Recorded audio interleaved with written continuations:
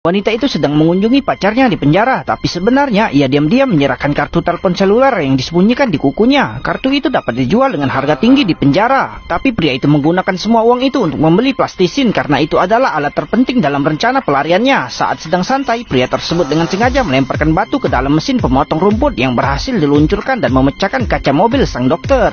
Dokter itu tak berdaya setelah melihat ini karena ia takut mobil antiknya akan rusak. Tahanan di sebelahnya berkata bahwa ia bisa memperbaikinya karena ia adalah seorang mekanik mobil. Dihadapkan dengan perbaikan gratis, dokter tentu saja setuju. Ketika sipir penjara hendak membawa ia keluar, ia berpura-pura menderita asma dan batuk-batuk hebat, lalu diam-diam menempelkan plastisin ke kunci. Pria itu melakukan pemeriksaan menyeluruh terhadap mobil tersebut. Meskipun ia tampak sedang memperbaiki mobil, ia sebenarnya sedang mencari tempat persembunyian terbaik. Ketika semuanya sudah siap, saatnya pria itu menuangkan setupuk jamur ke dalam makanan siang hari ini.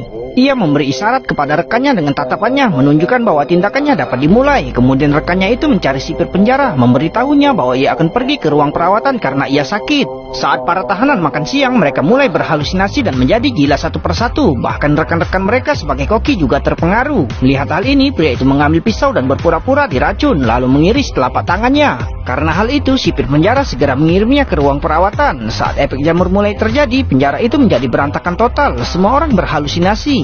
Para perawat menerima perintah dan bergegas ke tempat kejadian bersama semua penjaga penjara. Pria itu melihat melalui jendela bahwa dokter itu juga ditarik untuk membantu. Jadi ia segera mengeluarkan peralatan dan berhasil membuka borgolnya.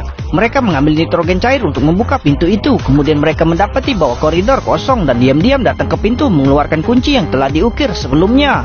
Namun pria itu mengotak-atik pintu keluar cukup lama dan ia tak dapat membukanya. Ia menyadari bahwa itu mungkin karena sabunnya terlalu lembut. Jika ia tidak menggunakan tenaga yang cukup, pintunya tidak akan terbuka. Jika ia menggunakan tenaga yang terlalu besar, sabunnya mungkin akan pecah. Hal ini membuat mereka berada di dalam dilema. Pada saat ini terdengar suara peringatan dari belakang dan rekannya menyadari bahwa mereka tidak punya cukup waktu. Jadi ia dengan tegas berkorban berjalan ke penjaga penjara untuk menarik perhatiannya dan memberi waktu bagi pria itu untuk melarikan diri.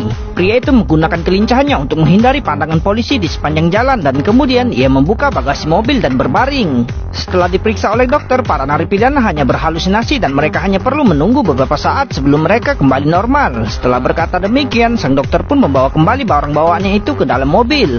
Tak seorang pun yang tahu di mana pria itu berada saat ini. Bahkan para penjaga penjara yang memeriksa mobil itu pun tak menemukan ada yang aneh. Ketika dokter pulang dan keluar dari mobil, suara aneh mulai terdengar dari jok belakang mobil. Bagian belakang terpotong sedikit demi sedikit. Ketika sudah mencapai panjang tertentu, pria itu keluar dengan susah payah.